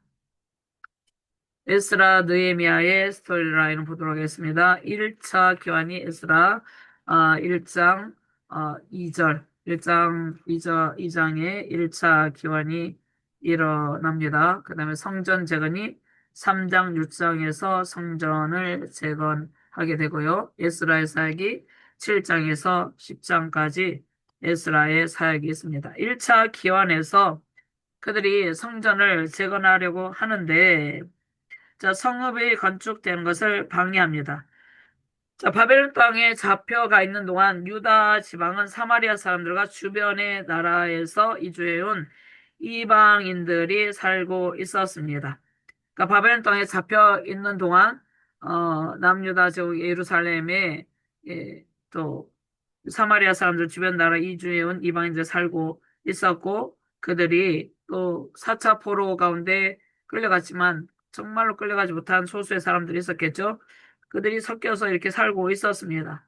그런데 주변 나라에서 이주해 온 이방인들 예루살렘 비어 있었죠. 이방인들이 살고 있었는데 성전 건축을 방해했다는 것입니다. 아, 땅의 주인, 남유다 왕국의 백성들이 포로로 3차, 4차까지 끌려갔죠. 땅의 주인 이제 자기 땅으로 돌아와서 성전을 짓고 하나님의 백성으로서 신앙 공동체를 형성해서 새롭게 성벽을 재건하고 성전을 재건하고 성읍을 재건을 하면 자신들의 세력이 약해지고 자신들은 그 땅에서 쫓겨날 것이기 때문에 성전과 성읍 건축을 방해했습니다. 그래서 그들이 바사 왕에게 충성하는 것처럼 거짓을 꾸며서 성전과 성읍 건축을 방해하고 유다 백성들을 고소하고 해서 오랫동안 성전을 건축을 하지 못했습니다. 그런데 그들의 거짓이 들통이 나서 이제 바사 왕의 허락을 받아서 성전을 재건하게 되고 유다 백성들이 바사 왕의 허락을 받아서 성전 재건을 완성할 수 있게 되는 것이죠. 에스라 사역 7장에서 10장에 있습니다. 이 10장은 에스라 선지자가 기환하게 되죠. 2차로 기환하게 돼서 무엇을 했습니까? 신앙 개혁 운동을 하고 율법을 가지고 구약 경전을 집대성하는데 율법을 가르치고 신앙 개혁 운동을 일으켰습니다. 자, 에스라 6장과 7장, 6장과 7장 사이에는 60년의 시간이 흐르고 또 에스더의 시대 이 사이에 불임절의 기원이 되는 사건도 생기게 되죠. 자, 기원에서 포로들과 남아있던 유대 백성들의 신앙 개혁 운동을 하고 전개하고 율법을 가르치고 구약 경전을 집대성하고 역대를 써서 유대인들의 정체성 확립을 하게 하고, 그다음에 성경 읽기 운동을 성경 읽기. 지금 우리가 성경 읽기 운동을 왜 합니까? 성경 읽기. 자, 우리가 성경 읽기, 우리가 지금 강의를 하는 목적이 성경을 읽게 하고 성경이 우리의 삶에 적용되게 바른 관점으로 읽어서 바르게 적용되게 하여서 정말로 신의의 사람이 되어서 하나님 나라 확장을 이루는 주역으로 사용되기 위해서 성경 읽기를 하는데, 에스라 선지자가 와서 이제 신앙 부흥 운동을 일으키고 성경 읽기 운동을 함으로 많은 사람이 회개하는 역사가 일어나게 되는 것이죠. 느헤미야가 와서 BC 445년에 3차로 귀환하게 된 것이죠. 귀환하여서 성벽을 재건합니다. 계속되는 에스라 사역이 8장과 10장까지 연결이 됩니다. 계속되는 느헤미야의 사역이 있습니다. 자, 기환 시대에 페르시아 바사의 왕들이 있습니다. 다리 왕은 제국을 강대하게 만들어갔습니다. 바사 제국을. 그런데 말년에는 서부 연합군의 반란으로 고생을 했고 아하수에로 왕이 있습니다. 아하수에로는 에스더의 와하수에로의 왕비가 에스더죠. 아하수에로가 제2기간 동안 폭동으로 고생하다가 신하에게 살해에 당하고 이 혼란의 시기를 평정하고 아닥사스다가 왕이 되었는데, 아닥사스다 왕 때에 이제 느헤미야가 총독으로 일하고 있었죠. 적극적으로 소국들을 관리하고 에스라에게 주요한 인물을 주어서 파견하고 페르시아 제국 정책의 근간을 담은 법을 백성들에 가르쳐서 신민 의무를 다하도록 하고 예루살렘 정황을 살피도록 했습니다.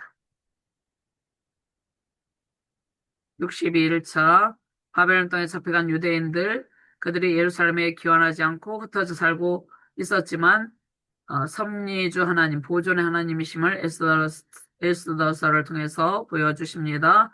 에스더가 바사의 아하수에로 왕의 왕비가 되게 하신 것도 하나님이죠. 그 다음에 사촌 모르드를 통해서 하나님의 뜻을 알게 하셔서 자신의 민족, 유다 민족이 멸절당한 위기에서 구원받게 하는 그 도구로 쓰임받게 되었습니다.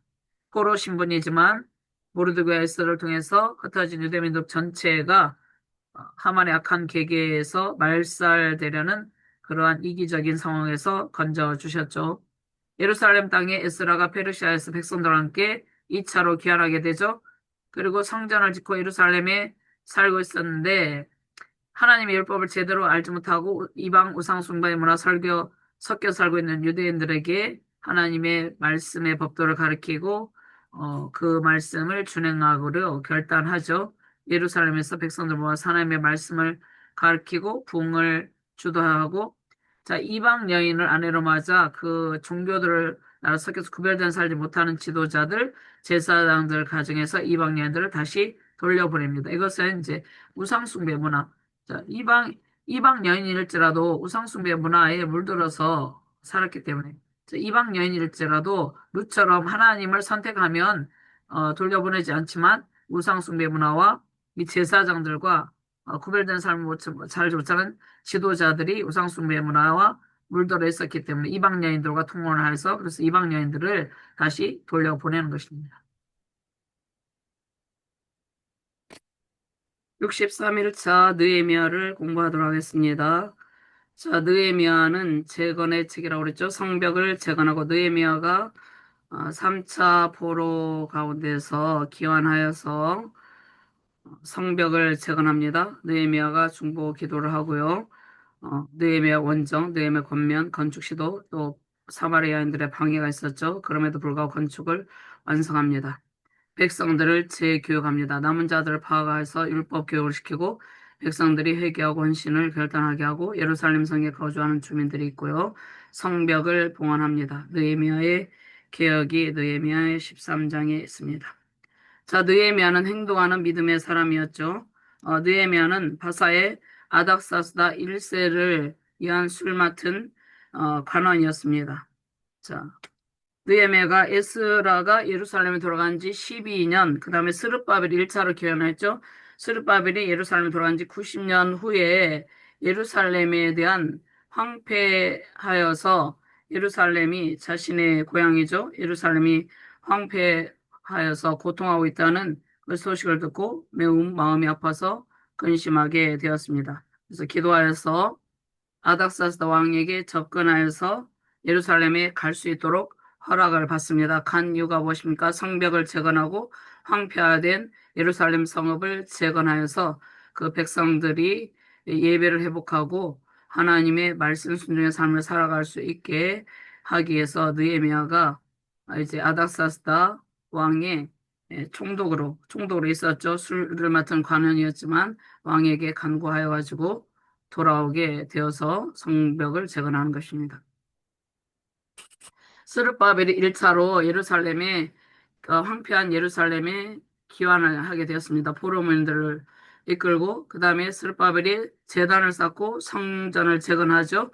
그럼 2차로 에스라 선지자가 학사겸 제사장 에스라 선지자가 포로민들을 데리고 기환을 하게 됩니다. 그 다음에 에스라 선지자가 신앙 개혁 운동을 일으키죠. 느헤미야가 BC 445년에 3차 포로로 기환을 하게 되고 느헤미야가 예루살렘 성벽을 재건합니다. 아닥사스다 왕에게 이야기를 해서 폐허가 된 예루살렘에 와서 444년에 성벽 재건을 시작을 합니다. 그 다음에 이제 성벽 재건을 완성을 하게 되는데 다시 바벨론으로 가서 느헤미야의 귀국과 개혁 운동이 있습니다. 다니엘과 그 친구들이 잡혀갔고 에스겔과 1만 명이 잡혀 1차, 2차, 3차 침공 때 예루살렘이 완전히 멸망해서 성전이 파괴되고 성읍이 불타고 이렇게 되었죠. 70년 동안 포로로 있다가 돌아가서 너희 고토로 돌아 성전을 재건하라는 바사왕 고레스의 칙령이 있었습니다. 이것은 하나님이 바사왕 고레스 왕의 마음을 감동시키셔서 고향으로 돌아가게 하시는 것이죠. 스룹바벨이 돌아와서 성전 재건을 시작합니다. 1차 기환입니다. 스룹바벨은 그다음에 522년 20년에 성전 재건을 시작하고 516년에 성전을 완성하는 것이죠. BC 516년에 그다음에 스룹바벨, 에스라, 에스더스가 있습니다. 학계 스가랴는 성전 재건을 할 수 있도록 독려하는 일을 하는 것이죠. 남은 자들이 계속 기환합니다. 2차 기환, 포로 2차 기환 BC 458년 3차 기환이 있습니다. 느헤미야가 예루살렘으로 돌아와서 52일 만에 성벽을 재건합니다. 그다음에 말라기 요엘서가 있습니다.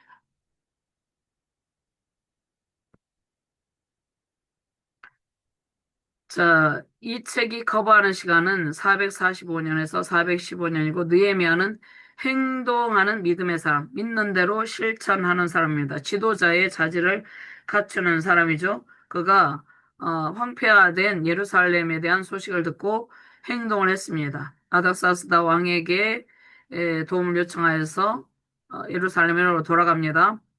예, 느헤미야가 바사 야덱사스다 1세를 위한 중요한 술을 맡은 관원이었습니다. 술에 독이 있거나 이러면 왕이 죽게 되죠. 그러니까 매우 중요한 위치에 중요한 직책을 맡은 왕의 신임을 받고 있는 그러한 높은 관직에 있는 사람이었죠.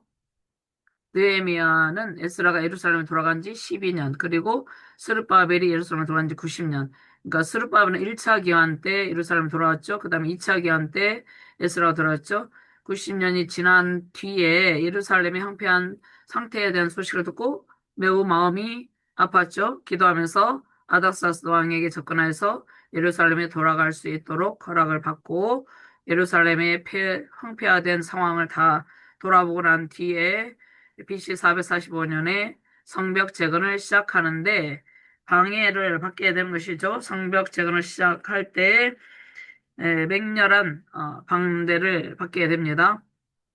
건축하는 사람들은 사방으로부터 맹렬한 반대를 만나지만 결코 굴하지 않고 기도와 행동으로 흔들림 없이 저항하면서 진행을 합니다. 느헤미야의 영적 지도력이 우리의 지도력이 되어야 되는 것이죠.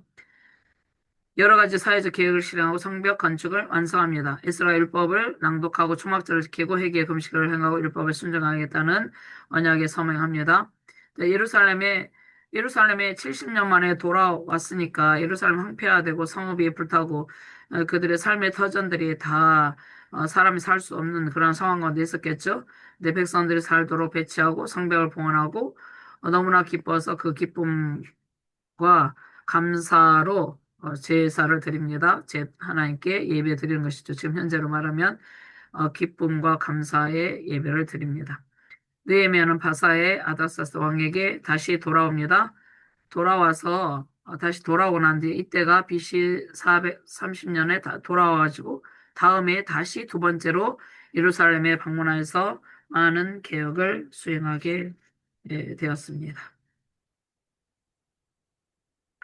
핵심 구절 6장 15절 말씀 성벽 역사가 대적들의 방해에도 불구하고 52일 만에 엘룰월 25일에 끝났습니다. 성벽 공사를 끝냈죠. 52일 만에 성벽을 갖는다는 것은 도시가 삶을 영위할 수 있는 곳이 된다는 것입니다. 예전에는 우리 진주에도 진주성이 있죠. 대적의 침입을 막기 위해서 성을 쌓고 성벽을 쌓습니다. 성벽을 타고 올라오고 뭐 이렇게 공격을 하죠. 그러니까 성벽을 쌓는다는 것은 그 도시가 대적의 침공으로부터 안전하게 그 도시민들이 살아갈 수 있게 된다는 것입니다. 성벽을 갖는다는 것은요. 성벽을 쌓고 그런데 우리의 성벽은 이제 우리의 성벽 우리가 이 땅 가운데서 우리의 성벽은 나라마다 국경이 있지만 우리의 성벽은 하나님이 우리의 성벽이죠. 예수님이 우리의 성벽이 되는 것이죠. 우리는 견고한 성읍에 살고 있는 것이죠. 여호와께서 이루하셨다. 성전은 건축되었지만 예루살렘이 황폐한 상태에 있었습니다. 이 시대의 상황입니다. 느헤미야가 이제 스룹바벨이 예루살렘에 돌아간 지 90년이 되었고 에스라가 돌아간 지 12년이 되었는데 예루살렘이 아직도 황폐한 가운데 있다는 소식을 듣고 근심하여서 매우 마음이 아파서 금식하면서 기도하고 왕에게 허락을 받았습니다. 그러니까 느헤미야가 자신은 왕의 중요한 직책을 맡은 신임을 받는 그러한 중요한 직책을 맡은 사람으로서 별로 걱정이 없이 살고 있는 사람이었어요. 그럼에도 불구하고 자신의 고향 예루살렘에 대한 자신의 동족이 고통을 당하고 자신의 고향 예루살렘에 대한 소식을 듣고 매우 마음이 아파서 금식하면서 기도하면서 아닥사스 왕에게 허락을 받아서 성벽 재건을 시작을 하게 되는 것입니다. 맹렬한 반대 속에서도 기도하고, 먼저 기도하죠. 그 소식을 듣고 마음이 근심, 그러면 우리가 이걸 적용할 때 보면 우리가 여러 가지 힘든 상황이 생겨요. 그러면 근심이 생기고 염려가 생겨. 그러면 우리가 기도를 해야 되는 것이죠. 기도하고, 기도하면 이제 하나님의 응답을 받게 되는 것이죠. 기도하고 왕에게 허락을 받고 성벽 재건할 수 있는 상황이 되는 것이죠. 맹렬한 반대 속에서도 기도와 행동으로 사회적 개혁 성벽을 재건합니다. 회개, 금식, 율법 순종, 언약을 서명하고 성벽 봉헌에 큰 기쁨과 감사로 제사를 드립니다. 예배를 드립니다. 다시 예루살렘에 방문해서 좀 더 많은 개혁을 수행을 하게 되었습니다. 자, 그러면 느헤미야를 보면 이 고대 성읍들이 돌로 쌓은 높은 성벽으로 둘러싸여 있었죠. 그러니까 적들로부터 성읍을 보호하는 역할을 했습니다. 이것이 무너졌을 경우에 적군들이 대적들을 계속 침공해서 고통을 가하겠죠. 이러한 상황을 방지하기 위해서 성벽을 쌓았다는 것이죠. 자, 느헤미야는 하나님의 율법으로 백성들을 재교육하여서 하나님의 말씀으로 성경 말씀으로 백성들이 회복될 수 있도록 어, 영적 개혁 운동을 하고 지도를 했습니다. 느헤미야의 지도력 우리가 이러한 지도력을 배워야 되는 것이죠. 미리 성취 가능한 목표를 세우고 무엇부터 해야 될지를 잘 정리해서 어렵고 시급할수록 먼저 하나님께 기도해야 되는 것이죠. 우리가 어떠한 일들을 실행하려 할 때 우리의 힘으로 할 수 없는 불가능한 상황에 직면하게 될 때도 있죠. 그럴 때 하나님께 기도하여서 어떻게 해야 될 것인지 구체적으로 준비를 하는 것이죠. 하나님께 기도하면 상황을 만들어 가십니다. 그리고 필요한 사항들을 구체적으로 준비하고 문제가 무엇인지 잘 살펴보고 다른 사람에게, 이거 팀이 중요하죠. 팀을, 그러니까 혼자서는 어떠한 일을 할 수 없어요. 우리는 개인이나 뭐 가정, 교회, 국가나 혼자서 어떠한 일을 할 수 없기 때문에 다른 사람에게 설명하고 좋은 팀을 만들어서 서로 협조하면서 하고자 하는 일들을 성취해야 되는 것이죠. 우리 동고동도에서 이제 팀을 만드는 것은 성경을 끝까지 다 완독할 수 있도록 하기 위해서 그렇게 하는 것이죠. 일을 시작했을 때 일에 목도해서 전심전력을 하고 현재 하는 일이 옳다는 것을 확신시켜주고 대적들과 타협하지 않고 단호한 자세를 보여줍니다.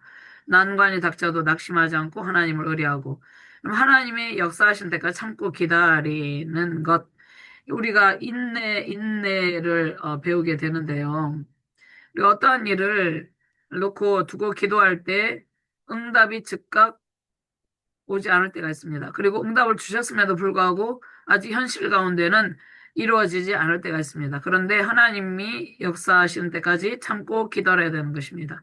하나님의 때, 카이로스 때와 사람의 때, 크로노스 때, 하나님의 때에 어떠한 일에 대해서 응답이 주어지는 것이죠. 그러니까 우리는 하나님의 때가 언제인지, 내 때가 아닌 하나님의 때가 언제인지 분별할 수 있는 지혜가 필요하다는 것이죠. 하나님의 카이로스 때에 하나님은 우리가 기도한 그 기도에 대해서 반드시 응답하여 주시고 그 일이 성취되도록 하신다는 것입니다. 언제가 하나님의 카이로스 때인지를 분별하는 지혜를 달려하고 기도하는 자세가 중요하다는 것이죠. 느헤미야는 하나님과 함께 불가능을 가능케 했습니다. 느헤미야가 예루살렘 성벽을 재건하여서 봉헌하여서 감사 예배를 드리기까지 온갖 대적들의 방해가 있었습니다. 그럼에도 불구하고 불가능한 일이 가능하게 되었습니다. 52일 만에 예루살렘 성벽 재건 작업을 모두 끝냈는데 자 이것은 하나님의 도우심으로 불가능한 일이 가능하게 되었다는 것입니다. 자, 느헤미야와 포로 귀환들 그들의 힘만으로는 예루살렘 성벽을 재건할 수 없었는데 하나님께서 그들과 함께 하셔서 모든 역경을 극복하고 도와주셔서 마침내 목표를 달성할 수 있었다는 것입니다. 그러니까 인간이 행하는 것이 아니라 하나님이 행한다는 것이죠. 우리가 신앙의 길, 우리가 어떠한 일을 할 때, 뭐 사업을 하거나 직장을 다니거나 우리가 또 일을 할 때, 어떠한 사역을 할 때, 우리의 힘으로 하는 것이 아니라 하나님께서 행하시는 것입니다. 그리고 우리의 때가 아니라 하나님의 때에 반드시 에, 불가능한 일을 가능하게 해주신다는 것입니다. 그러니까 신이 우리의 삶에 신이가 적용되도록 기도하고 불가능한 일을 가능케 하시는 하나님을 신뢰하면서 나아갈 때 불가능한 일이 우리 안에서 가능케 된다는 것입니다. 하나님께서 매일같이 이러한 기적을 우리에게 안겨주시는 것이죠. 하나님과 함께 불가능한 일을 가능하로 만들며 승리하시길 바랍니다. 에스라의 율법 낭독에 눈물로 회개하는 백성들, 그들이 바벨론 포로 가운데 오랫동안 있으면서 하나님의 백성으로서의 정체성을 상실하고 말씀에서도 멀어지고 돌아오고 난 뒤에도 하나님과의 온전한 관계 회복을 이루지 못하고 예배 회복을 이루지 못하고 그들의 삶이 형통하지 못하고 어렵고 힘든 상황 가운데 있었습니다. 그런데 하나님의 말씀을 듣고 눈물로 회개합니다. 진정한 회개의 모습을 보여주는 것이죠. 자, 구약의 구요사의 역사를 보여줍니다. 구속사의 핵심은 신의 산 언약이죠. 신의 산 언약은 하나님의 백성으로서 그들이 하나님의 소유가 되고 하나님은 그들의 하나님이 되어서 하나님의 주권적인 역사 가운데 그들은 거룩한 하나님의 백성이 되어서 하나님의 백성답게 살아가는 것이죠. 그 안에서 하나님의 모든 복을 받아 누리는 것이죠. 그런데 하나님의 백성으로서 정체성을 상실하고 또 나라가 분열되고 멸망하는 원인이 신의 산 언약이 파기되는 상황에 이르렀기 때문이라고 했죠. 파기된 상황은 우상숭배 제약과 온갖 사회적인 불의를 행했기 때문에 사회적인 불의는 무엇입니까? 고아와 과부를 압제하고 나그네를 괴롭히고 소외되고 연약한 자들을 괴롭히고 압제하고 불의와 부정부패, 온갖 불법을 행하고 악을 행했고 우상숭배를 행했기 때문에 나라가 멸망하고 고통을 당하게 되었다는 것이죠. 그러니까 다시 신의 산 언약으로 돌아오게 하시려는 하나님의 뜻이 있습니다. 느헤미야 에스라를 통해서 말씀 사경을 통해서 다시 하나님께로 돌아온 것이죠. 요엘서를 보도록 하겠습니다. 여호와의 날이 임하고 경고, 호소, 부록이 있습니다. 재앙의 침범, 현재 황폐한 상태, 황폐한 상태는 죄악으로 인해서 우상숭배 죄악으로 인해서 이렇게 되는 것이죠. 돌아서면 회복시켜 주시고 종말의 때 궁극적으로는 종말의 시대 시온의 궁극적인 영광을 말씀하고 있습니다. 요엘서를 통해서 자, 현재 황폐한 시대는 무엇을 말씀하고 있습니까? 현재 황폐한 시대에는 하나님을 알지 못해서 황무한 땅, 하나님을 알지 못하는 황무한 땅에 여기에 요엘서 보면 황충이 나오죠. 황충. 황충. 그러면 황충은 어, 종말론적인 역사 가운데 이 요엘서 2장 28절 말씀에 보면 성령 강림 있죠. 그러니까 영적으로 황무한 상태를 의미하고 있습니다. 아수르에 의해서 패망하고 또 아수르 패권에 의해서 그들이 멸망을 당하고 고통을 당하는 상황. 그런데 그러한 종말종언적인 상황 가운데서 하나님은 성령 오순절 성령 강림을 약속하시고 종말론적인 상황을 보여주시고 성령 강림을 예비하시면서 다시 회복의 때를 약속하십니다. 궁극적으로는 시온의 궁극적인 영광을 약속하여 주시는 것이죠. 요엘이 있습니다. 말라기와 동시대로서 마지막 주의 날에 대한 예언의 말씀을 주고 있는 것이죠. 요엘은 여호와는 하나님이시다는 뜻입니다. 과거의 메뚜기의 재앙, 과거의 감옥 민박한 주의 날, 궁극적인 주의 날. 요엘서는 시대적인 배경을 찾기가 불가능한 책인데 황충 메뚜기의 재앙은 죄에 대한 결과죠. 메뚜기의 재앙. 그러면 종말론적인 구속사의 관점에서 이제 황충이 모든 것을 갉아먹고 그러니까 요엘서 1장 4절 말씀에 팥종이가 남긴 것을 메뚜기가 먹고 메뚜기가 남긴 것을 느치가 먹고 느치가 남긴 것을 황충이 먹었다 이 말씀이 있죠. 자, 이러한 상황 가운데 성령 강림을 통해서 다시 회복의恩寵을 베풀어 주신다는 약속의 말씀을 주신 것이죠. 사도행전에서 성령 강림으로 요엘서 2장 28절 말씀이 성취되는 것입니다. 63일차를 우리가 공부했죠. 예루살렘에 돌아와서 황폐한 상태에서 수일 동안 금식과 기도하는 가운데 아닥사스다 왕의 허락을 받고 성벽 제거를 완성하게 되는 것이죠. 자, 요엘서는 다가올 여호와의 날에 있을 심판에 대해서 경고하고 궁극적으로는 종말론적인 구속사의 역사 가운데 마지막 심판의 때를 말씀하고 있습니다. 마지막 심판의 때가 언제입니까? 마지막 심판의 때는 장차 오실 예수님의 재림의 때죠. 그때와 그날은 우리가 알 수 없지만 자, 오순절 성령 강림을 통해서 금식하고 애통하며 회개하는 자들에게 풍성한 삶의 회복을 약속하여 주시고 오순절 성령 강림을 통해서 하나님의 통치가 하나님의 백성들 가운데 회복되게 하실 것을 약속하셨습니다. 그러면 현재 우리는 하나님께서 보내주신 성령을 통해서 은혜의 성령 시대에 성령의 은총으로 살고 있는 것이죠. 64회를 보도록 하겠습니다. 시편 1편 언약 백성 이스라엘의 찬송가라고 할 수 있는데 시편은 에스라가 집대성을 했습니다. 에스라 선지자가 포로 생활에서 기원하고 이스라엘 찬송가 편찬자들 의도를 가지고 시편 1편을 첫 번째 찬송가로 배치하고 그러니까 이스라엘 백성들이 하나님의 징계로 바벨론 포로 생활을 했다는 것을 추억하면서 어떤 마음으로 시편 1편에 의인의 길, 악인의 길이 있죠. 복 있는 자들은 의인의 길을 따른다고 말씀을 하고 있는 것이죠. 이스라엘이 망했고 돌아온 이스라엘 백성들은 이제 이방인들과 구별된 정체성을 찾을 수 없었죠. 그래서 학사 겸 제사장인 에스라가 이스라엘 백성들의 정체성을 율법 지킴의 여부에 두었습니다. 순종의 여부에 둔 것이죠. 그래서 시편을 집대성을 했습니다. 시편 1편 복 있는 사람은 의인의 길을 따르는 것이죠. 여호와의 율법을 즐거워하고 율법을 죄로 묵상하는 것이죠. 이 시편 1편의 말씀 율법 순종을 강조하고 있습니다.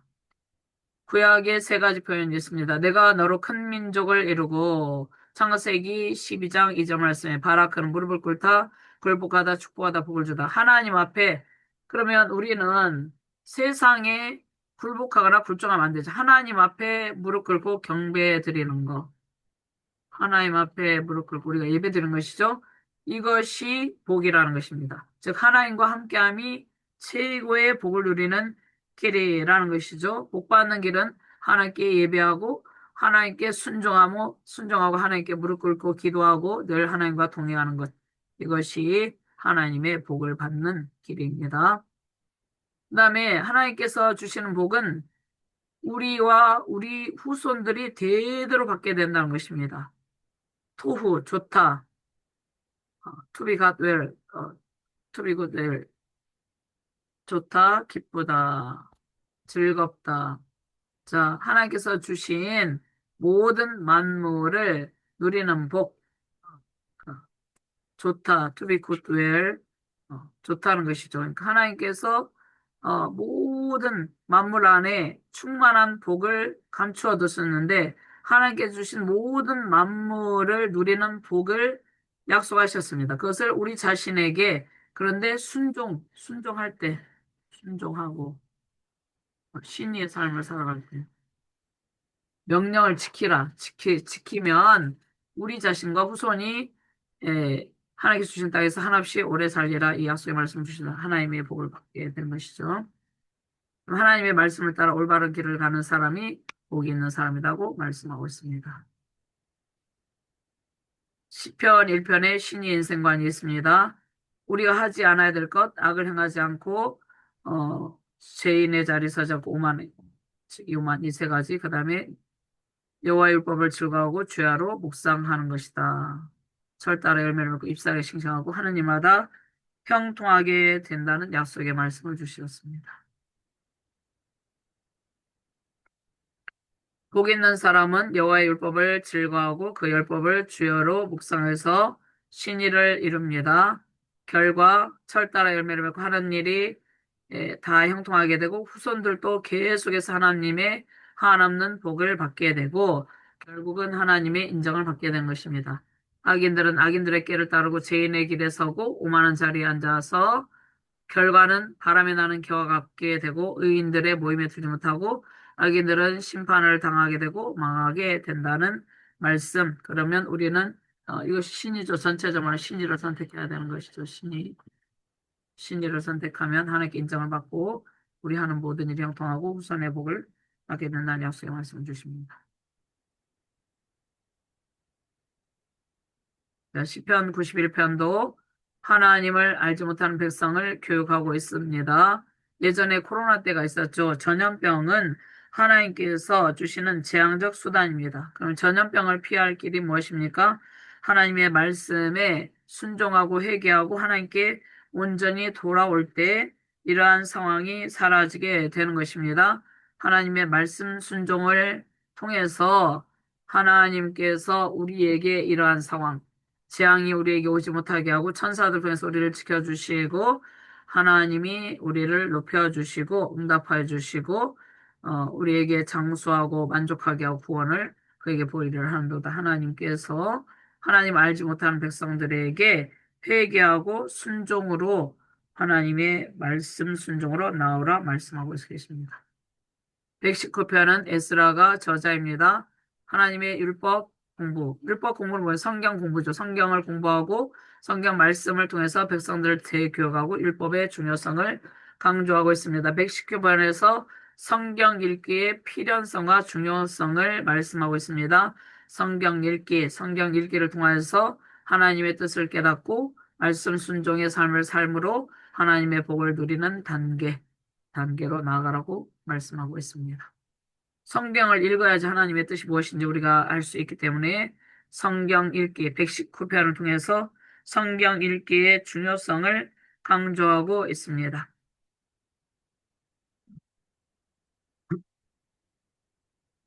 느헤미야 11장 1절에서 12장 30절 말씀 기약민들이 정착하기 시작합니다. 그 다음에 거주자들 명단하고 성벽을 봉헌합니다. 121편 자, 121편 말씀에도 성전에 올라가는 노래죠.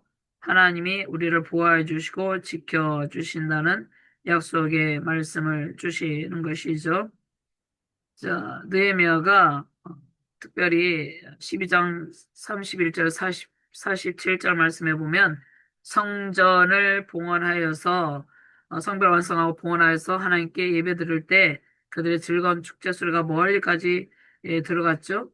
들렸죠. 자, 우리가 하나님의 말씀 순종으로 살아갈 때 우리의 모든 말씀 읽고 말씀에 순종하면 우리의 가정에 복을 내려주시고 우리의 출입을 지금부터 영원토록 지켜주신다는 약속의 말씀을 주셨습니다. 64일자도 마찬가지입니다. 인생의 두 갈래 길, 우리는 신의를 선택해야죠. 복 있는 자의 길을 선택해야 되고 119편 말씀 순종이 얼마나 중요한지를 말씀하고 계십니다. 120편에 134편까지 성전에 올라가는 노래는 우리가 온전한 예배의 자세로 살아가는 것을 말씀하고 있죠. 이스라엘 백성들을 포로에서 다시 예루살렘으로 돌려보낼 때 그들의 감격스러운 마음을 놓치지 않고 여호와께서 시온의 포로를 돌려보내실 때 우리는 꿈꾸는 것 같아 도다 고백을 하는 것이죠. 죄와 사망 권세에서 죄와 사망 권세에서 우리는 해방된 몸입니다. 사망 것에서 우리는 완전히 벗어난 존재입니다. 벗어난 존재. 그러니까 이것을 선포하는 것이죠. 선포하고 벗어난 존재로서 우리는 인이 뚝, 그 다음에 우리는 신이고, 우리 통꾼의 핵심이 신이 보호입니다. 신이 보호의 삶을 살아가는 것이 중요합니다. 65일차 120편과 134편 성전에 나아가서 하나님께 예배하는 삶이 얼마나 감격스럽고 귀한 삶인지를 알려주고 계시는 것이죠. 성전과 성벽을 완성한 귀향민들이 성전에서 하나님만을 예배하고 하나님의 말씀 순종의 삶을 살아가야 됨을 시편에서 알려주고 있습니다. 자, 이러한 삶을 살아갈 때 하나님을 경외하며 주의 길을 걷는 자마다 복이 있다. 128편 말씀을 우리 자신과 우리 가정과 우리 자녀들에게 주는 것입니다. 하나님께서 함께하는 가정이 가장 복된 가정이라고 말씀하고 계시는 것이죠. 느헤미야 12장 31절 47절 말씀 하나님과의 온전한 관계를 이루고 예배 회복을 이룰 때 그 감격이 얼마나 큰지 그 찬송 소리가 그 승리의 영광의 찬송 소리가 멀리까지 들렸다는 것입니다. 멀리까지 울려 퍼졌다는 것입니다. 시편 104편, 107편, 111, 112, 113편도 하나님의 이대하심을 송축하고 감사를 올려드리는 영광송의 시편들입니다. 우리는 하나님을 경외하고 그의 계명을 즐거워하는 그런 삶을 살아야죠. 그러한 자는 복이 있다고 말씀하고 계십니다. 65일차 시편 기자는 하나님이 어떤 분인가? 하나님은 신실한 하나님으로서 하나님의 백성들이 불순종할 때 때로는 고난을 당해서 징계하시지만 그들의 환난 중에서 죄를 깨닫고 돌이켜서 하나님을 찾으면 반드시 흑암과 사망의 그늘에서 구원하시고 무엇을 보내셔서 말씀을 보내주셔서 이경에서 건져주시고 평안한 가운데 소원의 항구로 이르도록 함께하여 주신다는 것입니다. 소원의 항구는 궁극적으로 우리가 갈 영원한 천국이죠. 영원한 천국에 갈 때까지 우리에게 평강을 주시고 회복의 은총을 베풀어 주셔서 은혜를 베풀어 주신다는 것이죠. 우리에게 복을 주시고 번성하게도 하시고 때로는 불순종할 때 압박과 재난을 주시고 그것을 통해서 우리를 낮추시고 오직 우리를 주관하시고 인도하시는 분이 하나님, 주권이 하나님께 있음을 인정하고 이 땅 가운데서 창조세 인생에서 겪는 모든 일을 통해서 하나님을 경외하는 지혜를 얻기를 시편을 통해서 말씀하고 있습니다.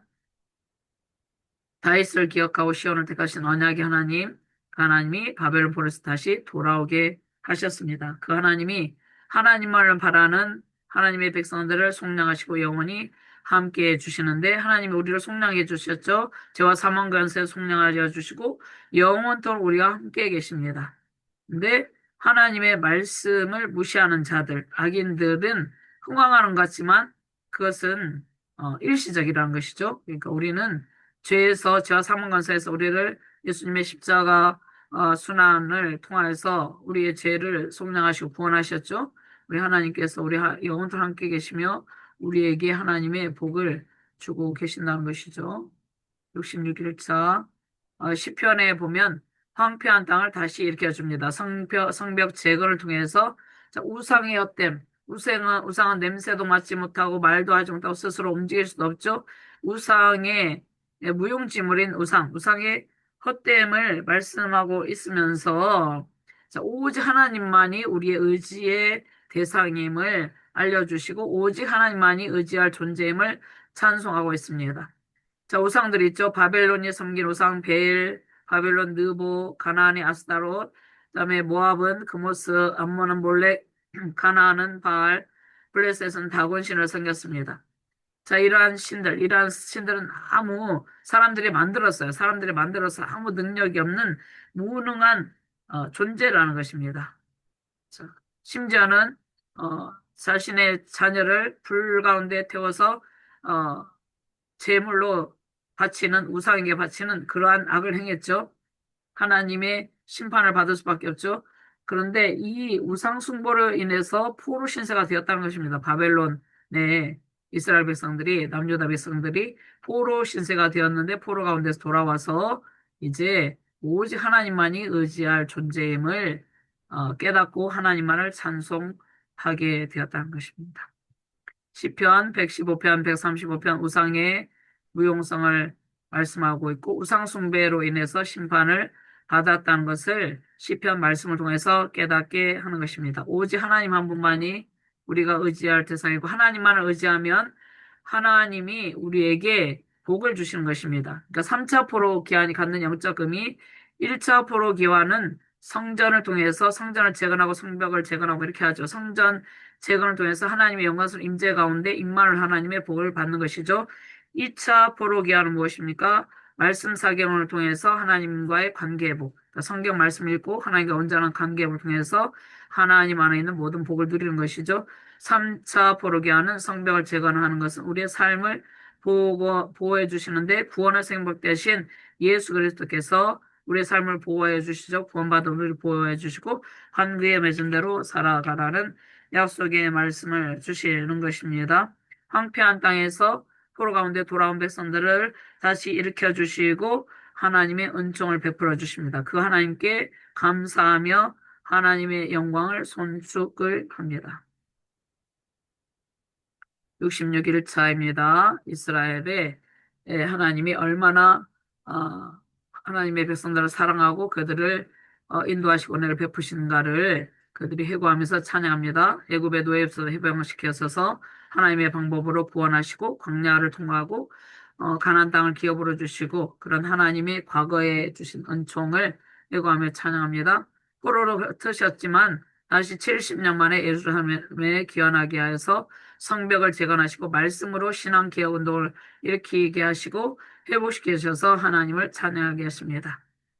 그런데 지금도 여전히 억눌린 자들, 줄인 자들, 갇힌 자들, 맹인들과 나그네 과부들이 있습니다. 그들을 구원하시고 악인들을 심판을 하시는 하나님. 지금도 하나님의 구원의 역사는 계속해서 열방 가운데 진행이 되고 있습니다. 열방이 섬기는 우상들은 아무래도 능력이 없고 도움이 힘이 없고 오직 하나님만이 우리의 감사의 대상이고 찬양의 대상이라는 것입니다.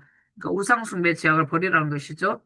자, 목소리뿐만 아니라 시편 150편의 말씀을 보면 나팔과 비파 수금과 여러 악기들을 동원해서 성소에서 하나님을 찬송하고 하나님께 예배하고 하나님을 높이는 일이 하나님의 백성들이 해야 될 마땅한 일임을 깨닫게 합니다. 하나님 감사합니다. 오늘 주께서 귀한 말씀을 우리에게 들려주심을 감사합니다. 90일 통근 통독을 통하여서 하나님의 뜻을 깨닫게 해주시옵소서. 신의의 삶을 살아낼 수 있는 능력을 공급하여 주시옵소서. 하나님 안에 있는 모든 복을 받아 누리며 그 복이 우리 후손 대대로 이어질 수 있도록 그 신은 종을 베풀어 주시옵소서. 이 통큰 통독 강의에 동참하시는 귀한 권사님들, 귀한 집사님들, 또 귀한 목사님들, 전도사님, 또 귀한 우리 사명자들이 있습니다. 하나님 귀한 사명자들에게 하나님의 영광의 영을 부어주시고 특별히 말씀 순종의 영을 부어주시옵소서.